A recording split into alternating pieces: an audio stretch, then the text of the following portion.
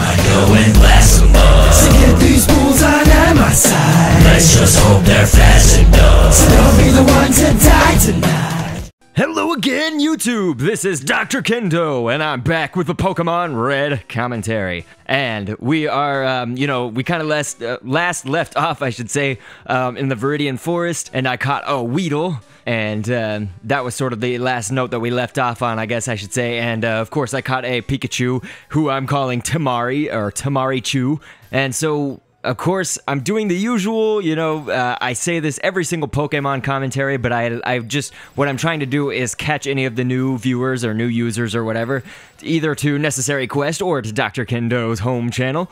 I just want to say that I am, first off, there's some kind of consistencies with my Pokemon Let's Play here.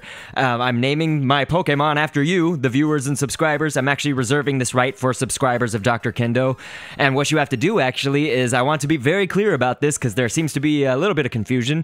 If you want one of the Pokemon to be named after you, then what I'm going to want for you to do is actually go to one of the Dr. Kendo social media pages, so that would be the Facebook or the Twitter or Tumblr or whatever, and I want you to comment there because I'm trying to get people to discover those pages outside of YouTube and everything. And look what we've got here. This is actually what I've been searching for a long time in the Viridian Forest, and I actually cut out a lot of footage of just searching because I want to get a Caterpie, and my lovely wife-to-be, soon-to-be Mrs. Kendo, she actually has reserved the spot to be named Caterpie. So while I'm naming all the other Pokemon after the subscribers, I'm gonna name the Caterpie after Mrs. Kendo because she wants to be Butterfree, one of her favorite Pokemon. And so we have caught Caterpie. So of course, as I just said, I'm going to be nicknaming this Caterpie here.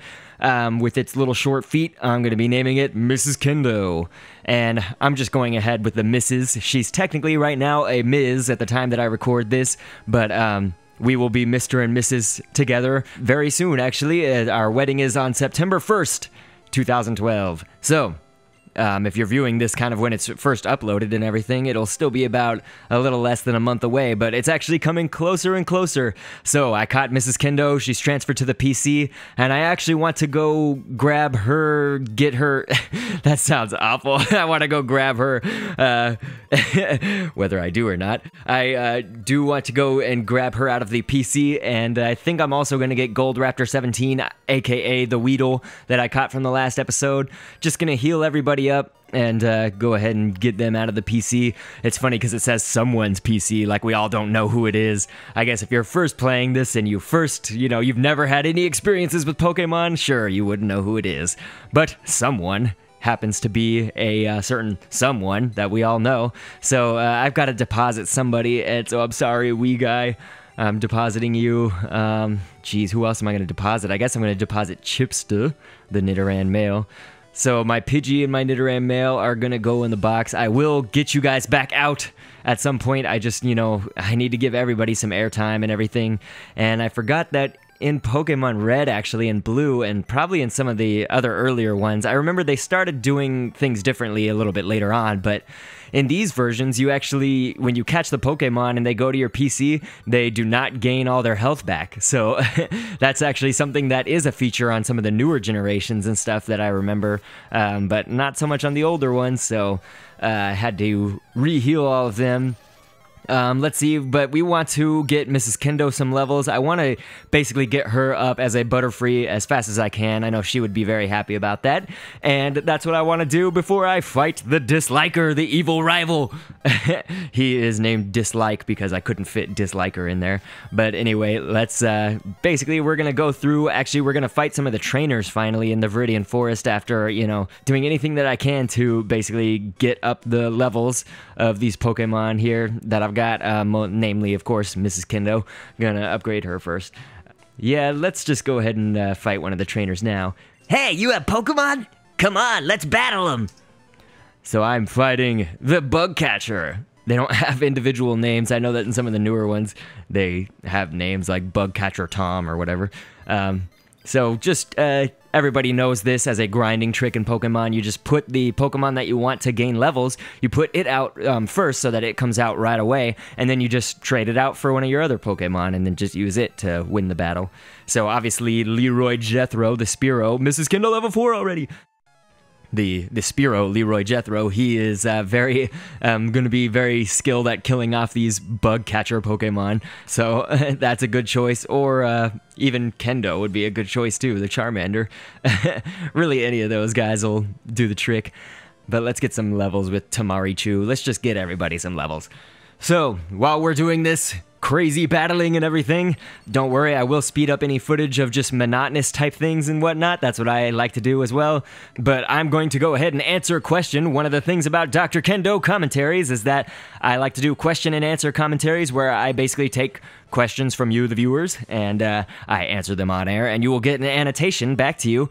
And it's really hard to keep track of that if you're coming from Necessary Gaming or their hub channels. So I'm just, you know, please comment on one of my channels or whatever, or specify on their channel. If you're watching it from there, specify that you want me to answer it on air. But anyway, our question today comes from TAC1421. It looks like TAC, but I know that he goes by TAC1421. And so this is, you know, somebody who I help out on YouTube and stuff, and he's helped me out on YouTube. We've answered each other's YouTube-esque questions back and forth and everything. So I know this guy from, I guess, kind of way back then, but just through several interactions. But anyway, TAC1421 asks us, what was the very first Pokemon you trained up to level 100, and what game was it in? Well, that's, of course, going to be the first Pokemon game that I had, which was, if you've been paying attention to the previous games, you know, was Pokemon Blue. That's the one that I bought first and foremost. I did get a Pokemon Red eventually, which is the playthrough that I'm doing here. I got it just because I wanted to trade and battle with myself, because I was not cool enough to have friends. Mrs. Kendo level 5, sweet. So... yeah, Pokemon Blue, that was actually, I'm very disappointed in myself to say that I can't remember which starter that I picked on my very, very, very first time playing through on Pokemon Blue. I know that it wasn't Charmander, though, which I'm so upset with myself. Why didn't I like Charmander all the way from back in the day? It was sort of something that I grew up to like, and I think that the starter that I got was Bulbasaur, but I actually would not be surprised if it was Squirtle too. So it would have been one of them too, because I definitely got them up to level 100 first. So it would have been, you know, a level 100 Blastoise or a level 100 Venusaur. But I remember way back in the day getting level 100, you know, Flareon. I had a level 100. I think I had Wigglytuff as one of my finals. That's such a, you know, random final, except for it's very versatile and you can teach it a lot of TM, so maybe it's not so random. It's a good one for you. But yeah, I think that that would be kind of the answer that I would go with, because I'm pretty sure that it was Squirtle or Bulbasaur, and this sign's telling us, no stealing from trainers, and you can't even do it anyway. I remember I thought that was so funny to throw Pokeballs at the trainer's Pokemon, but you can't steal them. So we've got another bug catcher fight here. This should be the last one, actually, because we are nearing the end of the Viridian Forest here to get us into Pewter City. Let's see, I think my first order of business, though, actually is going to be, you know, it's of course still leveling up, and yes, Mrs. Kendo level 6! Oh yeah, we're getting close to evolution time. It evolves to a Metapod at level 7. So, what was I saying? But yeah, we're actually, kind of my next order of business is, I do remember that there is some items here. I think I've gotten them all except for a potion down here, yep. So we're going to be doing that. We're going to... mostly, though, the priorities here are to level up Mrs. Kendo, as I've been saying over and over. So, you know, that's kind of just basically where I want that to lead, though, is I want to get a lot of Pokemon up to around level 10. It would probably be overkill, honestly, but around level 10 to fight the disliker, the rival. So that's kind of what I'll be doing sort of in the somewhat near future. It may actually be the next episode and everything, because I think that all the grinding and having to get Mrs. Kendo leveled up here is going to take a while. Let's talk to these people. Have you noticed the bushes on the roadside? They can be cut down by a special Pokemon move. My god. Let's see what this guy has to say. Many Pokemon live only in forests and caves. You need to look everywhere to get different kinds. Yep, these people are always enthusiastic about what they have to say, so... Okay, there's some wild grass up here. We're gonna take on whatever wild Pokemon we can. Oh, it's only level 3, Pidgey. So going back to that, actually, everybody, you know, just what TAC1421 asked, I always, of course, want you guys to put, you know, give your input on whatever questions I'm answering. So please go ahead and throw in, you know, what was your first Pokemon that you trained up to level 100? I would definitely like to know. Let's hope that we can get some people who didn't train a starter, you know, one of the 3 starters up to level 100, because that seems to be kind of the stereotype, you know, thing to do. And we're going to talk to Jigglypuff over here. It says poo poo poo.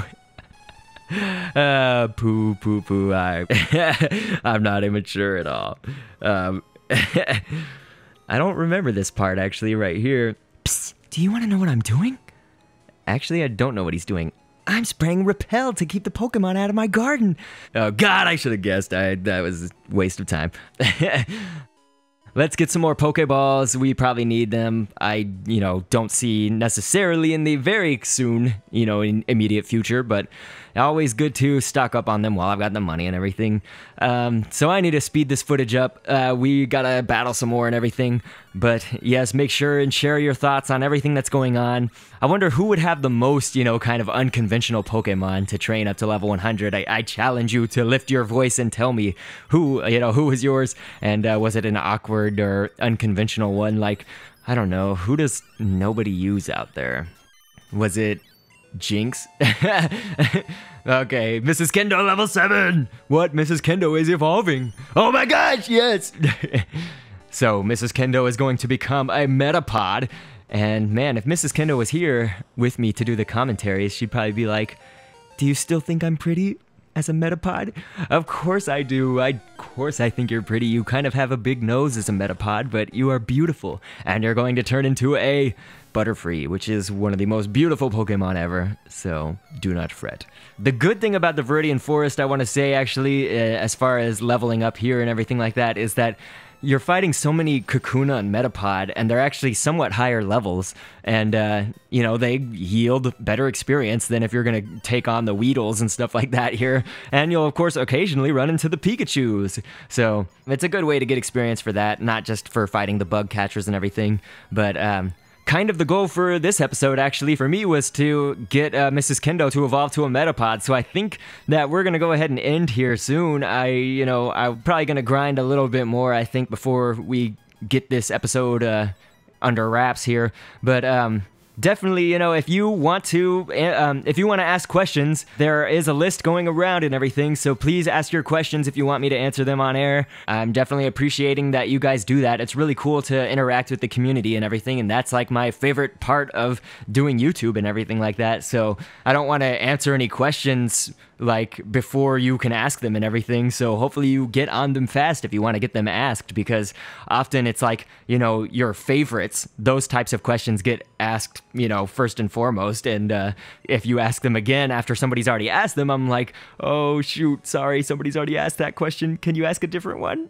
And I feel like kind of a jerk whenever that happens. So please share your thoughts and share your questions. Share everything. Just share. Share this video. Share everything, please. And please support Necessary Quest. It's, you know, the growing hub channel for Let's Plays on Necessary Gaming's, you know, network of hub channels and everything. So please support it. Support all of us over there. So you guys are awesome, and all of Kendopolis out there.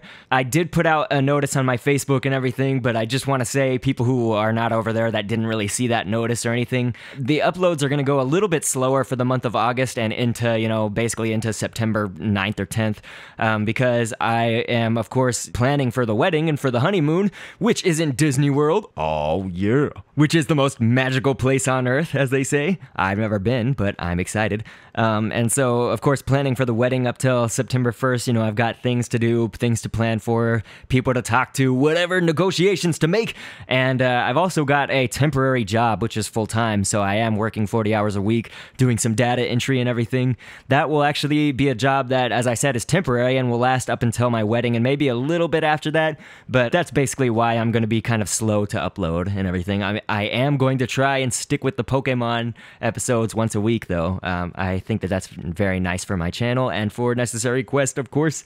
So I really appreciate it. Thank you so much, and I'll catch you on the next vid. Thanks for viewing. If I could explain the gain, attain the gain contained in my game, it'd be the same mundane domain, a way to take my name in vain. Just retain all that I'm saying, be in the fast lane of hearing, entertain, ascertain, gift in the clearing. From here to Bahrain, I remain the top of the food chain, and fame is on the way. I can't contain myself, complain myself, or blame myself. I train myself to play this well as I get it. Influences, forget it. I'm self-taught and I spit it, and self-made within it is drive and vociferousness.